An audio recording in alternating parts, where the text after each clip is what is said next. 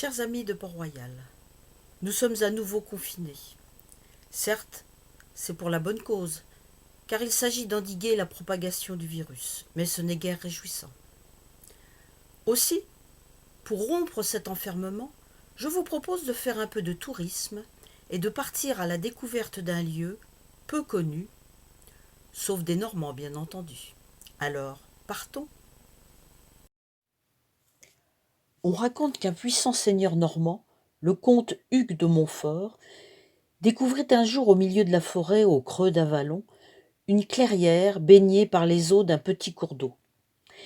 Il décida d'y faire construire un monastère, sous le patronage d'un ermite du VIe siècle, Saint-Imère, en souvenir du Val Saint-Imier dans le canton de Berne en Suisse, qu'il avait traversé lors de son retour de croisade. Ce lieu normand le lui rappelait. Légende ou réalité historique, la donation de 1066 existe bien et fut retrouvée par hasard au XVIIIe siècle par le seigneur du lieu.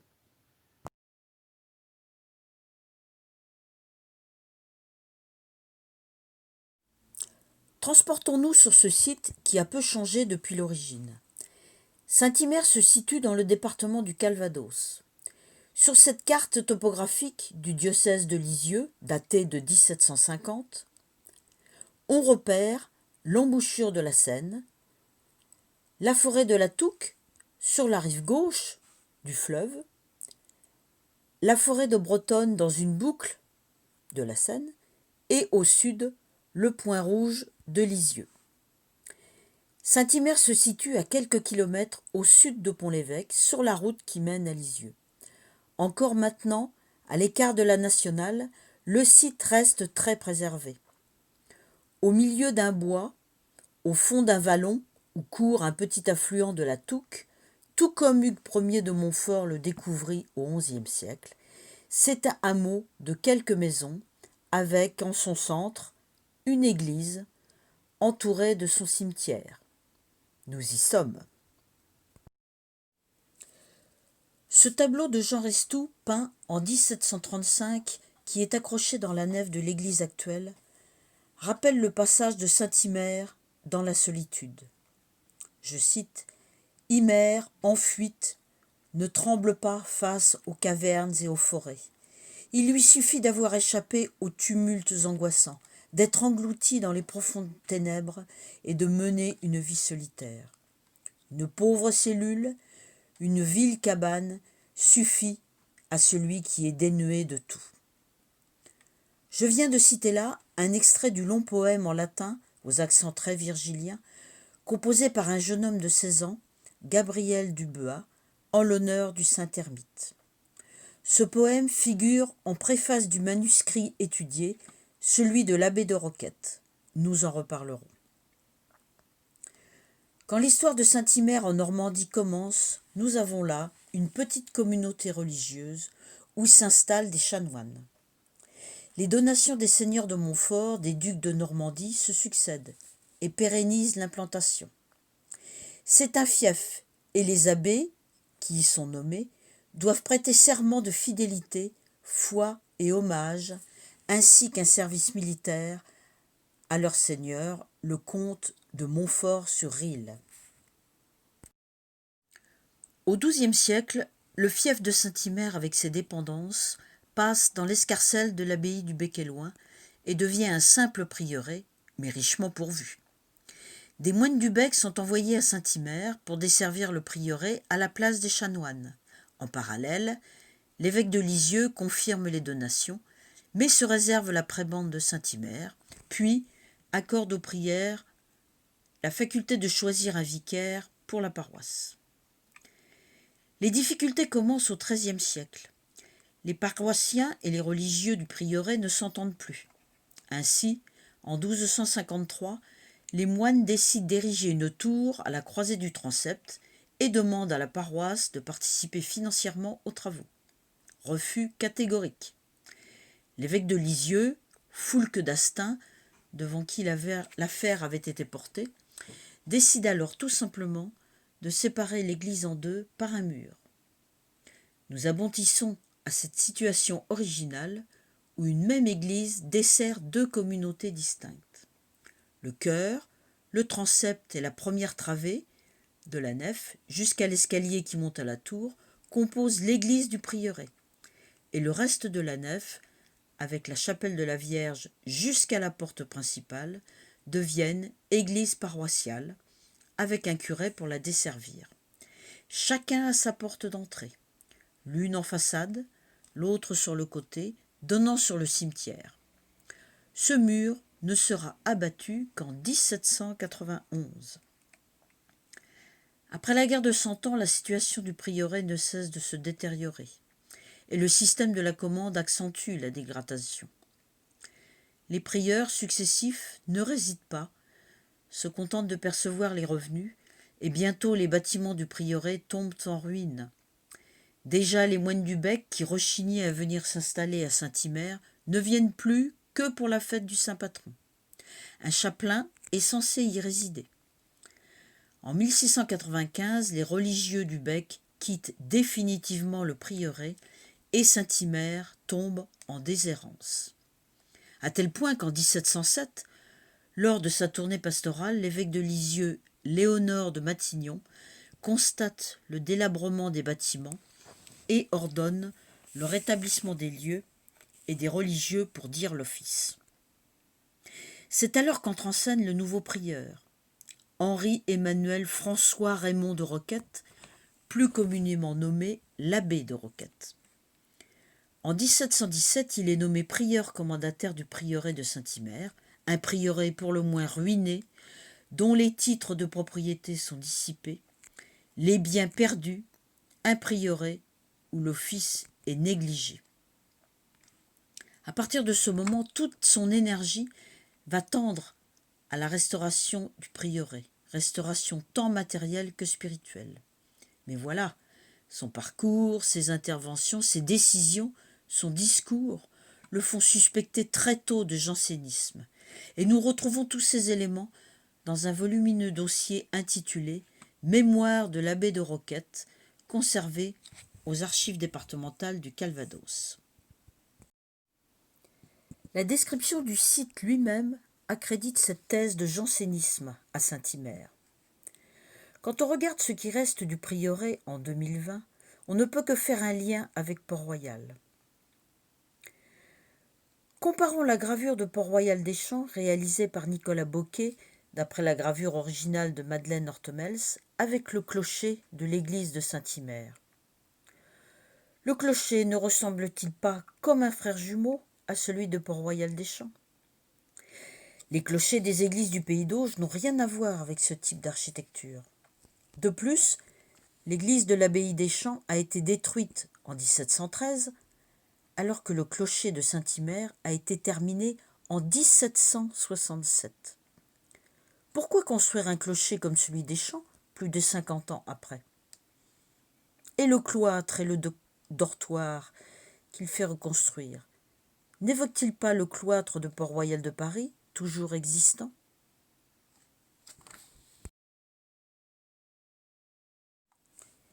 Mais d'autres arguments accréditent l'idée que Saint-Hymer est un port-royal normand.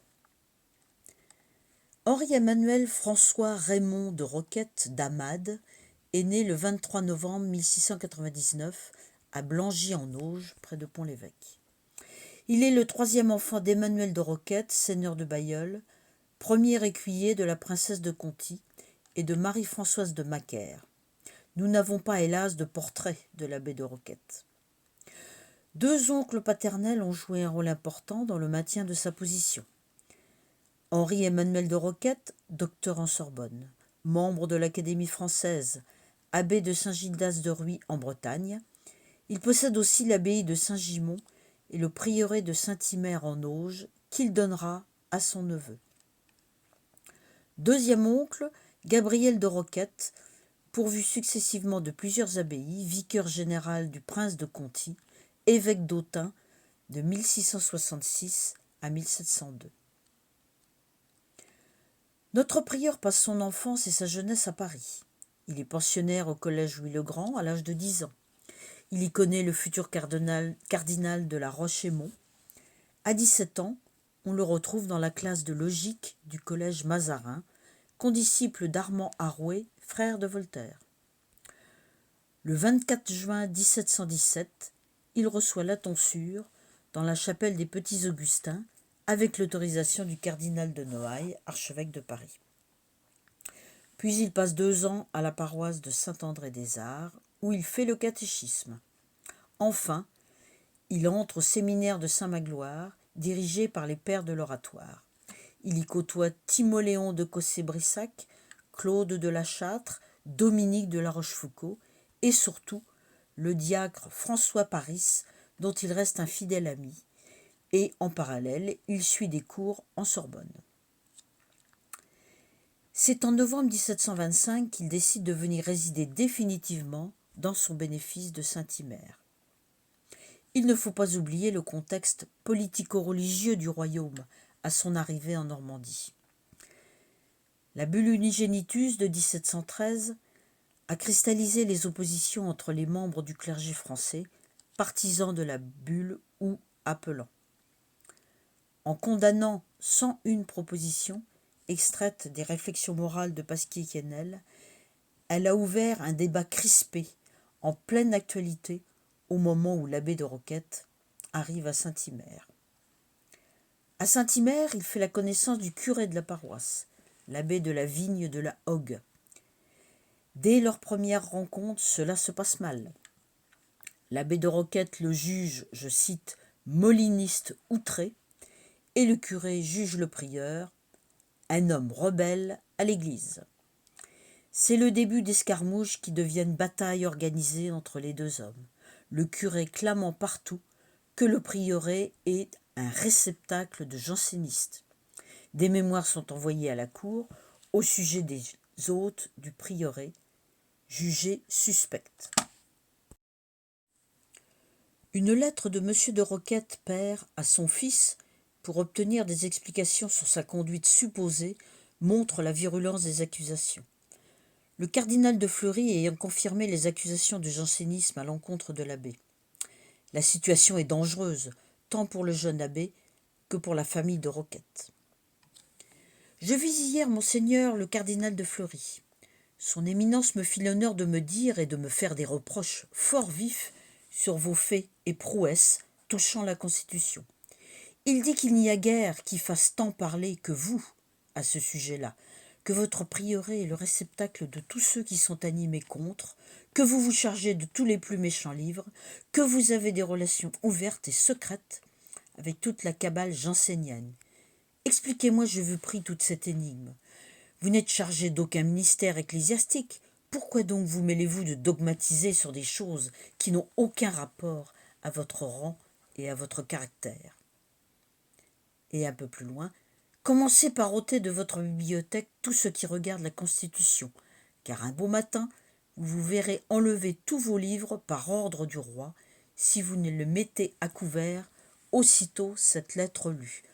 Ne doutez pas non plus qu'on ouvre à la poste toutes les lettres que vous écrivez à gens suspects, et que vous ne soyez maltraité comme un homme rebelle au roi si vous continuez votre petit négoce dont je n'ai aucune connaissance. L'évêque de Lisieux, M. de Brancas, s'en mêle, mis au fait par le curé de Saint-Hymer, qui alimente les rumeurs et multiplie les rapports alarmants sur ce rebelle et ses amis installés au prieuré. Le curé explique au vicaire général du diocèse sa situation intenable auprès d'un prieur qui recueille, je cite, tous les jansénistes. Le cardinal de Fleury lui-même écrit au père de l'abbé. « Je ne vous dissimulerai point, monsieur, que ce que je vous ai dit sur le compte de monsieur votre fils n'est point sur la régularité de sa vie à l'extérieur. Ce n'est point cela qu'on trouve à redire à sa conduite. Mais il est prévenu de sentiments très dangereux et qu'il s'efforce de répandre, très secrètement à la vérité, mais d'une manière à ne faire pas moins d'impression. Il tient dans son prieuré de Saint-Hymer des assemblées de prêtres et de religieux des diocèses voisins. On sait qu'on y a célébré la messe à porte fermée et qu'on y apporte de tous côtés des libelles formés par les gens du parti et qu'il les distribue ensuite quand il croit le pouvoir faire sûrement. Convaincu malgré tout par les arguments de son fils, M. de Roquette père écrit une dernière fois au cardinal de Fleury. « Je ne saurais croire, monseigneur, que mon fils débite des libelles. Il faudrait qu'il eût perdu l'esprit. Je ne l'en crois pas capable, outre qu'il a très peu de voisinage, qu'il vit en solitaire et qu'il ne pourrait pas faire un grand débit de telles marchandises dans un endroit aussi peu fertile en gens de goût et qui prennent intérêt aux affaires de l'Église. Car je n'ai guère vu de curé en ce pays-là, dans le peu de temps que j'y ai été, qui ne s'amuse plutôt à table et à boire du cidre qu'à lire seulement une page de l'Écriture sainte. C'est pourquoi mon fils a si peu de commerce avec le clergé de Normandie. C'est peut-être aussi ce qui a donné lieu à de tels messieurs de le taxer d'un nom odieux auprès de votre éminence. » Fin 1730, tout s'accélère. Dans ses mémoires, l'abbé narre par le menu la perquisition qui s'est déroulée à 7h30 du matin le 28 décembre. À l'issue de la perquisition qui se prolongea jusqu'au soir, la sentence est sans appel. Un procès-verbal de confiscation des livres de sa bibliothèque est dressé et lui est remise une lettre de cachet du roi prononçant son exil et son éloignement de 30 lieues des limites du diocèse de Lisieux. Commence alors pour l'abbé de Roquette une vie d'errance qui durera 34 ans. Ponctuellement, il obtient de venir à Saint-Hymer pour des périodes limitées et uniquement pour gérer les biens de sa seigneurie ou se présenter devant les tribunaux du bailliage de Pont-l'Évêque, du Parlement de Rouen ou de l'officialité de Lisieux. Car notre homme n'a pas une minute cessé de mener des procédures judiciaires contre ses voisins, son curé, son évêque, procès qu'il finit toujours par gagner d'ailleurs. Son but étant de restaurer les biens du fief, dont il est le propriétaire, de rappeler les droits honorifiques du prieuré de Saint-Hymer et de redonner le patronage de la paroisse à Saint-Hymer. Ce n'est que le 25 juillet 1764 que l'ordre d'exil est révoqué définitivement. Il revient donc à Saint-Hymer et y passe le reste de sa vie. Il meurt le 22 mars 1789 à l'âge de 90 ans. Le personnage n'est pas forcément très sympathique. C'est un rancunier. Même au bout de 30 ans, quand enfin il peut revenir dans sa solitude, il ne peut s'empêcher d'écrire au nouvel évêque, M. de Condorcet, pour lui récapituler combien il fut victime et non agresseur durant toutes ces années, et il se plaint du manque de soutien de son évêque. Ce en quoi il est très mal tombé, car M. de Condorcet est un adversaire farouche des jansénistes. Son écriture montre un homme instruit et cultivé, qui possède un vrai talent. Le récit de ses aventures ne manque pas de piquant et de phases rocambolesques. Ainsi, lorsqu'il raconte la perquisition menée à Saint-Hymer en décembre 1730, on ne nous épargne ni le chien qui aboie à la tombée de la nuit, malgré toutes les précautions prises par la petite troupe venue repérer les lieux, ni les papiers cachés précipitamment dans une boiserie de la chambre, ni la farce de la prière, ostensiblement faite le dos tourné aux agresseurs pour mettre mal à l'aise. Quand les exempts découvrent, je cite, des écrits sur les affaires du temps, ils se jetèrent dessus comme des oiseaux sur leur proie. Il raconte aussi son emprisonnement à la Bastille, sa nourriture, les petites astuces pour communiquer avec ses voisins de cellule, avec l'extérieur, ses contacts avec les geôliers. C'est presque le comte de Monte-Cristo avant la lettre. Son récit se termine par la sortie précipitée de la prison, je cite. « Il fallut partir avec mes grands cheveux qui depuis plus de 6 mois n'avaient point été coupés. L'exempt avait son habit d'ordonnance et un plumet blanc à son chapeau. Je marchais dans les rues à pied, à côté de l'exempt, et on nous regardait assez. » Il possède un vrai talent pour rapporter des dialogues, notamment celui où l'évêque veut obtenir ses explications sur la grâce et la prédestination. Il agit aussi comme un historien qui cite ses sources. Ainsi, il raconte qu'il a retrouvé confirmation de la charte Duc-II de Montfort, confirmation par Henri V, roi d'Angleterre, en 1422. Je cite : « La confirmation se conserve dans la Tour de Londres, suivant Thomas Rimer, qui l'a donné imprimé dans son 10e volume des titres conservés dans cette tour, édition de Londres en 1710, page 165. C'est clair et précis. Il connaît parfaitement le droit, notamment le droit coutumier normand, dont il cite les articles avec grande précision et manie habilement une procédure du droit normand, la clameur de Haro. Il force le respect dans son désir de solitude, constamment affirmé. Ainsi, quand son père le pressait de renoncer à demeurer au prieuré pour faire taire toutes les rumeurs contre lui, il expliquait : « Il est certain que si c'était la volonté du Dieu que je me retirasse ailleurs, je ne devrais point hésiter d'un moment à le faire. Mais ce que je n'ai pas lieu de juger, et vous me permettrez de vous le dire avec respect et avec toute la liberté que peut donner la qualité de fils envers son père. La place naturelle d'un bénéficié est le lieu même de son bénéfice, tant pour l'administration du temporel et le soin des pauvres, que pour l'édification et le bon exemple. C'est principalement pour ces motifs que je me suis établi à Saint-Hymer, où, par la grâce de Dieu, je tâche de me sanctifier dans la retraite et l'accomplissement de mes devoirs. »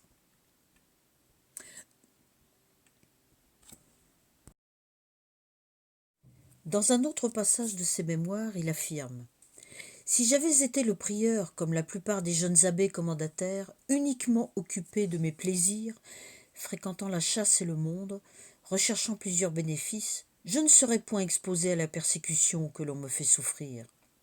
Mais parce que Dieu m'a fait la grâce de connaître mon devoir et de l'aimer, de fuir le monde pour vivre dans la retraite, dans ce désert si triste par sa situation, je me trouve au rang de ceux dont il est dit que quiconque voudra vivre dans la piété souffrira persécution. » L'inventaire des livres de sa bibliothèque, saisi en 1730, est éclairant sur ses lectures. L'intitulé des ouvrages listés n'est certes pas très précis, mais on y trouve pêle-mêle une estampe de Pierre de Pasquier-Quesnel, une de François de Paris, des mandements sur l'appel, une relation de Port-Royal, les remontrances de Monsieur de Montpellier, le Nouveau Testament de Mons, les lettres chrétiennes de Saint-Cyran, des feuillets sur les miracles de la Sainte-Épine, des mémoires sur la cause de l'évêque de Sénèze, un recueil sur la Constitution Unigenitus, un traité de piété de Monsieur Hamon, les lettres provinciales, le journal de Saint-Amour, etc., etc. Il fait aussi sa petite revue de presse et cite les extraits des Nouvelles ecclésiastiques ou de la Gazette de Hollande, où ces démêlés dans le diocèse de Lisieux sont rapportés. Il cite aussi le supplément des Jésuites, pour faire bonne mesure sans doute, et montrer le point de vue opposé. Plus révélateurs sont les rapports de police et les dénonciations qui le montrent participant aux réunions de convulsionnaires à Paris. Le 29 mai 1733, on présenta à un des bureaux de la police un mémoire conçu en ces termes. Monsieur l'abbé de Roquette, prieur de Saint-Hymer, diocèse de Lisieux, exilé de son diocèse depuis très longtemps pour cause de doctrine, a actuellement 2 appartements à Paris. Un chez un notaire vis-à-vis Saint-Roch, rue Saint-Honoré, et l'autre chez Madame de Lafont, rue de Seine, Faubourg Saint-Germain, ayant le dit prieur, sous un faux zèle de religion, surpris l'esprit de la dite dame. Et c'est dans ce dernier appartement qu'il a fait venir plusieurs fois de prétendus convulsionnaires, entre autres le chevalier Folard, qui, après avoir dîné dans la chambre du prieur en compagnie invitée à ce sujet, a donné le spectacle de ses fourberies en présence de la dite dame. Et non content de l'avoir abusée chez elle, il l'a conduite plusieurs fois chez de prétendus convulsionnaires où, malgré son grand âge, il lui a fait passer partie des nuits où faisait le dit prieur le secrétaire de la Seine. Voilà qui est on ne peut plus clair. Dernier point à porter au compte d'un abbé dit janséniste. Il s'investit pour l'éducation des jeunes, garçons et filles, à la manière de Port-Royal. De Paris, il écrit cette lettre à un cousin normand où il s'engage pour son éducation. « Je consens, mon cher petit cousin, de contribuer autant qu'il sera en moi à votre avancement dans les sciences, et puisque votre cher père fournit 100 écus pour vous chaque année, nous tâcherons de suppléer au reste de la dépense qui pourra monter à plus de 700 ou 800 livres, y compris cette somme de 300 livres. Comme les classes sont bien plus fortes à Paris qu'en province, on vous pourra faire recommencer la rhétorique. Ce ne sera qu'après votre examen que l'on décidera si vous irez tout de suite en philosophie. On examinera en même temps si l'on vous mettra pensionnaire dans un collège ou si vous serez seulement externe et en pension ailleurs. » Je citerai un autre exemple de son engagement à soutenir l'éducation des enfants. Il concerne les enfants Dubuat. En 1742, Louis Dubuat, un gentilhomme de Tortizambert, voisin de Saint-Hymer, veuf avec 5 enfants, vend tous ses biens et vient s'établir à Paris dans une maison procurée par l'abbé de Roquette. Louis Dubuat a pour objectif de donner à ses enfants une bonne éducation, mais il meurt dès son arrivée dans la capitale. L'abbé prend alors en charge les enfants, met les 2 demoiselles dans des communautés et installe dans sa propre maison les 3 garçons avec un précepteur pour les instruire. C'est pour cela qu'il sera embastillé pendant 6 mois. Je cite « C'est cette bonne œuvre qui lui a mérité la prison sous le calomnieux prétexte qu'il avait dessein de former ses enfants dans le jansénisme et leur inspirer ses mauvais sentiments. Mais l'événement a bien justifié la bonne éducation que le sieur abbé de Roquette a donnée à ces gentilshommes du diocèse de Lisieux, puisqu'elle les a mis en état de remplir avec distinction des places honorables.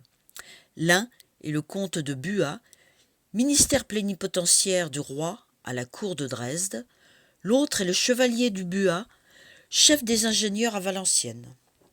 Que l'on demande à ces messieurs qui est-ce qui les a élevés après la mort de leur père.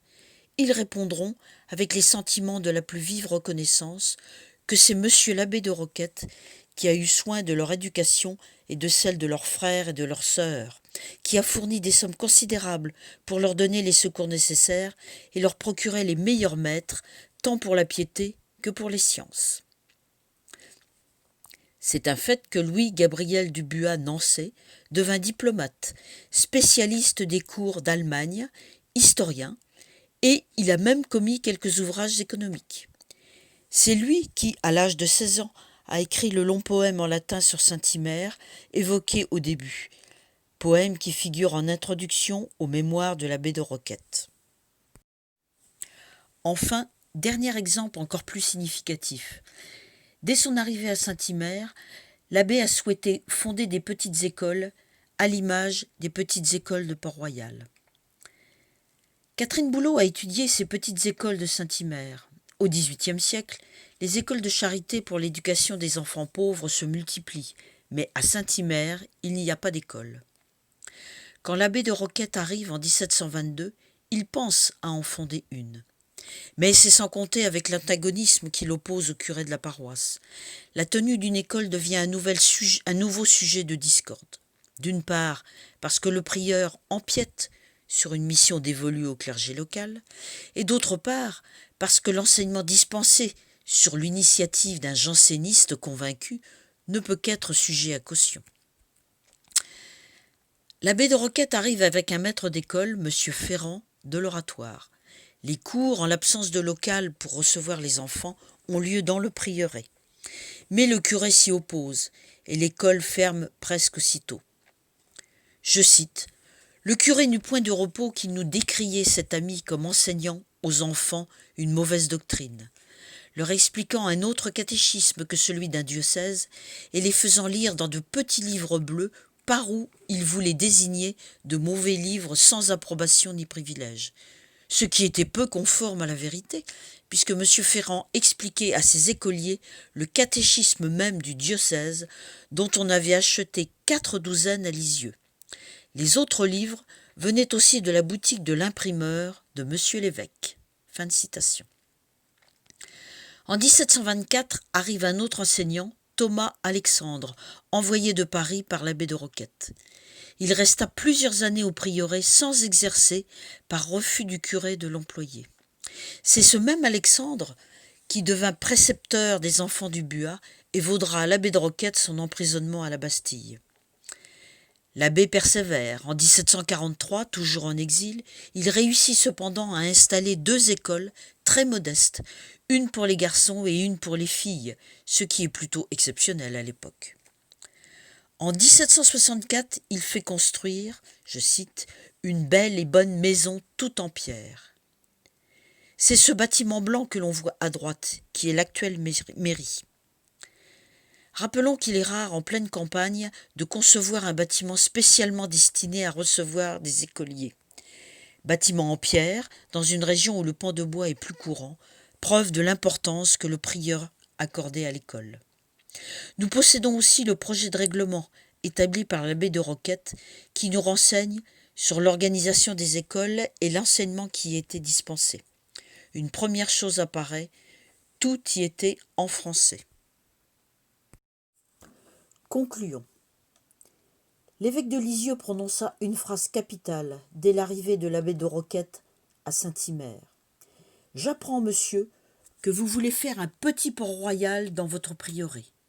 Je ne souffrirai ni de grand ni de petit port-royal dans mon diocèse. » Cette phrase justifie l'acharnement des autorités diocésaines à maintenir en exil un personnage indésirable dans une région toute acquise à la contre-réforme et peu suspecte de jansénisme.